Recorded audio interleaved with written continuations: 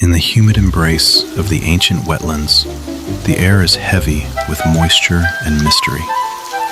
Here we find the Psyduck, a creature defined not by its power, but by its eternal suffering. A never-ending migraine grips its mind, a neural storm that clouds its every thought. Confusion is its constant companion. Every step is a struggle against the noise inside its own head. In the water, it is clumsy, a sitting duck in a world of efficient, ruthless predators. Foraging is a gamble. Pain interrupts instinct, leaving it hungry and vulnerable. But the pain is a symptom of something greater, a reservoir of psychic energy building to a breaking point. The river has eyes. Shadows lurk in the deep, sensing the weakness of the distressed prey. When the attack comes, panic overrides the pain. The brain's limiters are shattered. The headache vanishes. In its place, absolute, terrifying clarity awakens. Reality bends. The laws of physics are suspended by a mind pushed to the brink of madness. Raw telekinetic force, a defense mechanism triggered only by the threat of extinction. But biology demands a solution. To survive the power, the vessel must change. Metamorphosis begins. Limbs lengthen, claws sharpen. The clumsy infant is erased by the efficient predator. Golduck, the river demon. A creature built for speed, stealth, and supremacy. The chaos is gone. The red pearl focuses the mind, turning psychic noise into a laser. It enters the water without a sound, a ghost in the current. It is the fastest swimmer in these fresh waters, outpacing even the most Olympic athletes. Prey is not chased, it is immobilized, captured by the mind before the claws ever reach.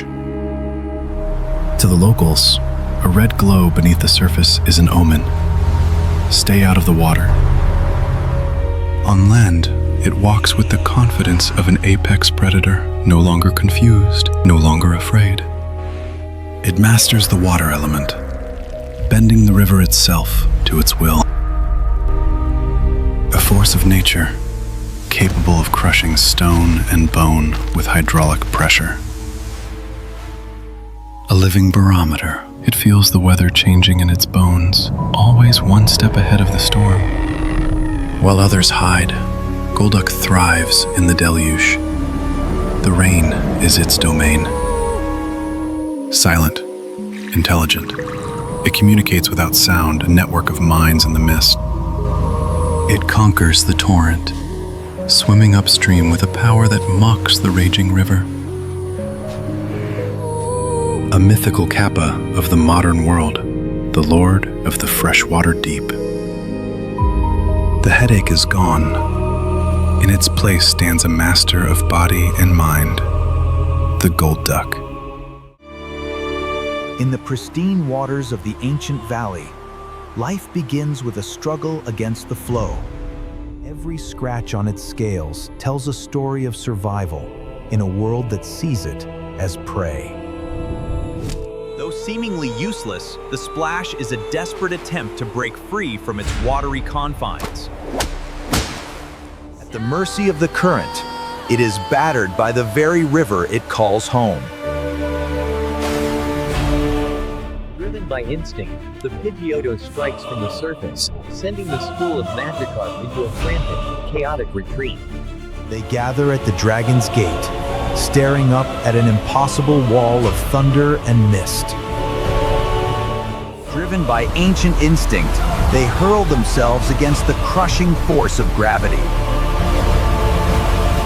One stands apart, finding a spark of resolve within its battered form. With a burst of impossible strength, it defies the water that has always held it down. Suspended between earth and sky, sheer will is the only thing keeping it aloft. Against all odds, the weakling conquers the summit.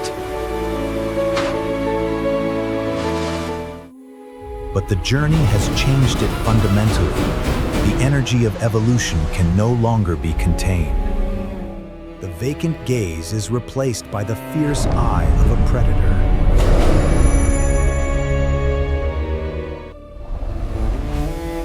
From the humble fish rises a titan of the deep. Gyarados, a creature of myth, born from the struggle of the climb. Its face is a mask of fury, a stark contrast to the helplessness of its past. It moves with the terrifying grace of a king claiming his domain. The ecosystem bows before its new apex predator. It commands the water with a force that can shatter stone.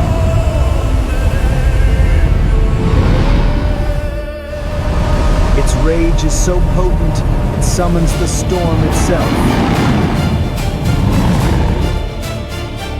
Seeking greater challenges, it descends into the crushing depths of the ocean. In the deep, titans clash for supremacy. It answers the challenge with raw, crushing power. It channels its fury into a singular point of devastation. The ocean floor trembles under the weight of its destruction. Years of battle have left their mark, but the ultimate test awaits in the heart of the storm. Brother against brother, dragon against dragon, circling in a dance of dominance.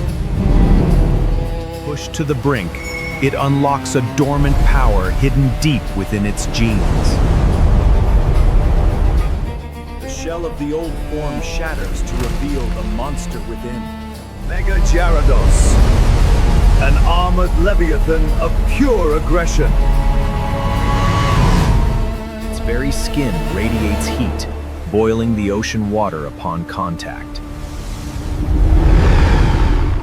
It breaks the mold of nature, ignoring the attacks that would stop a lesser beast. One bite delivers a force that flattens the storm-tossed sea. It descends like a living torpedo, red lights piercing the abyss.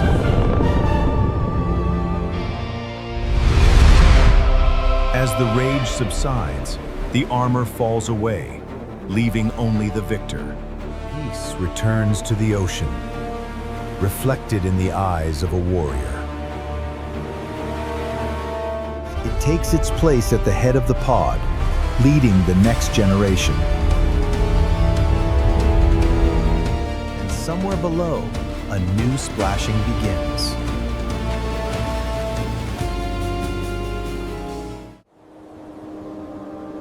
In decay silence of the midnight hour.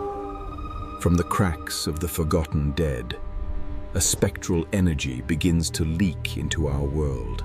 Matter coalesces into mind, forming a Gastly, a fragile consciousness born of toxic vapor. Without a solid form, it is a prisoner to the whims of the wind, fighting simply to exist. The elements are merciless, as every raindrop threatens to disrupt its delicate electromagnetic field. Weakness attracts scavengers, the Murkrow sense of fading light. Its gaseous defenses are useless against the physical precision of an avian attack. Driven underground, it finds temporary refuge in the claustrophobic dark. Pushed to the brink of extinction, its biology triggers a desperate, violent metamorphosis. From the vapors of sharp, cruel, and solid.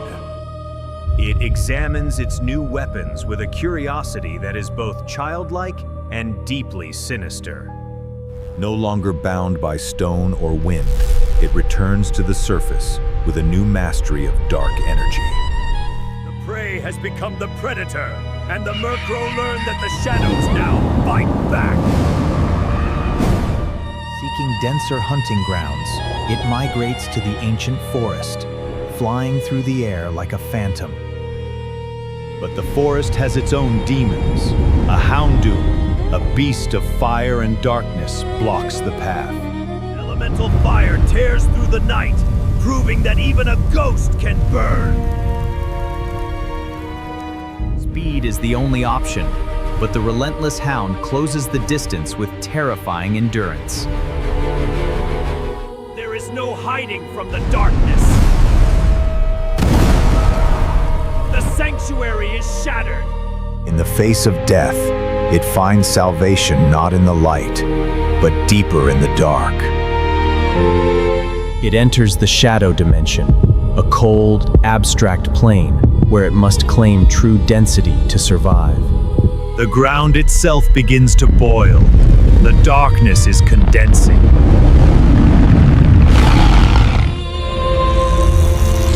A grin forms in the abyss, fueled by the sheer will to dominate. Gengar, solid, heavy, an apex predator born from the void. The hunter becomes the uncertain prey in the face of this new, smiling bulk.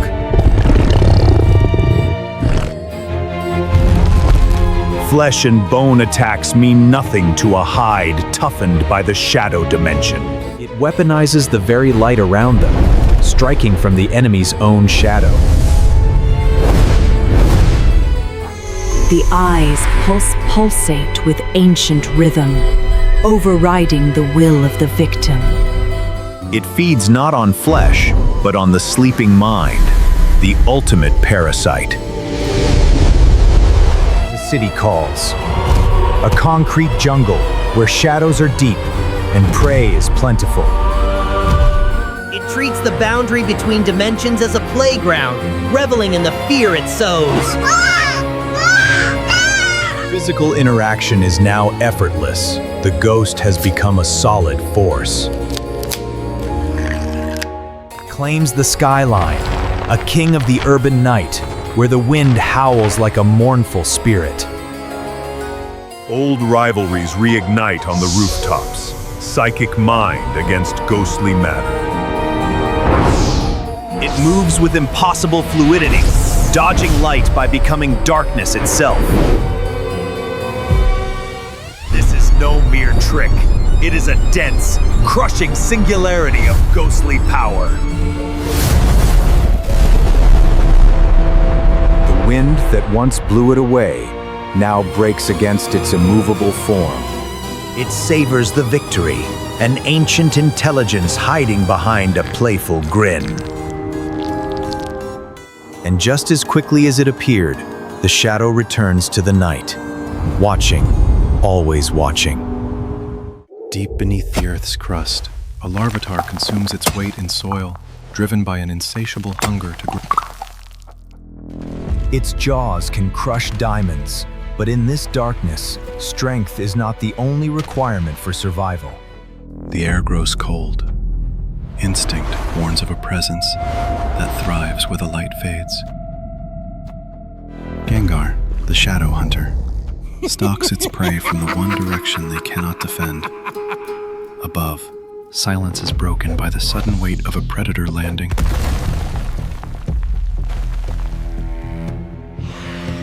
Rock meets shadow, but physical force struggles to harm a creature of fluid darkness. Gengar summons the cold void, condensing it into a sphere of pure malice. The impact would shatter lesser creatures, but Larvitar's skin is forged from the mountain itself. Pain turns to fury. It calls upon the earth to crush its tormentor. Even a ghost must fear the mountain falling on its head. It strikes with a paralyzing toxin, turning the rock-hard skin into a cage.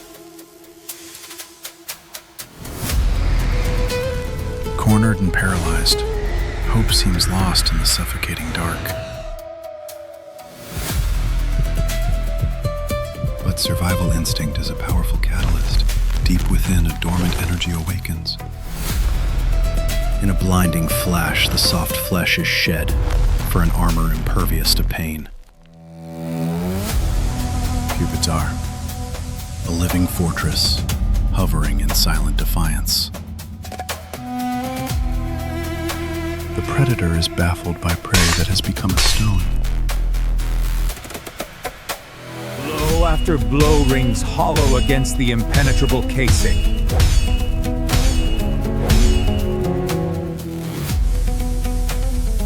Inside the chrysalis, immense pressure builds, waiting for release. Greed turns to regret as the meal turns into a weapon. It launches with the force of a cannonball, shattering the silence in the enemy. But the mind is still vulnerable, and Gengar strikes at the consciousness within.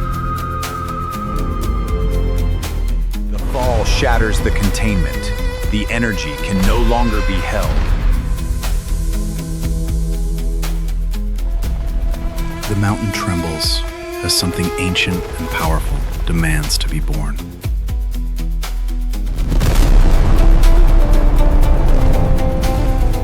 From the debris rises a king. Tyranitar, the armor of a mountain and the fury of an earthquake. It summons a storm of grit and fury, turning the very air into a weapon. There is no hiding from the storm. The shadow is revealed by the sand. Every step is a geologic event. Attacks that once threatened its life now barely scratch the armor. It returns the darkness tenfold, pulsing with raw malice.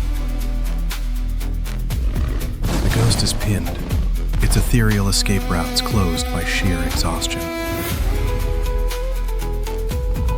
It summons the mountain's teeth to deliver the final verdict. Trapped by stone and fear, the predator realizes it is now the prey. The end comes with the crushing force of a collapsing mine. Victory is absolute. The shadow flees back to the deep earth. Alone in the settling dust, the king claims his throne. The old paths are too small. We must carve a new way to the world above. With a single swing, the darkness is shattered by the light.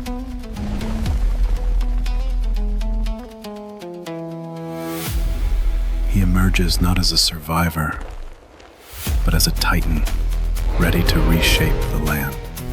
And the mountains themselves bow and echo to their new master.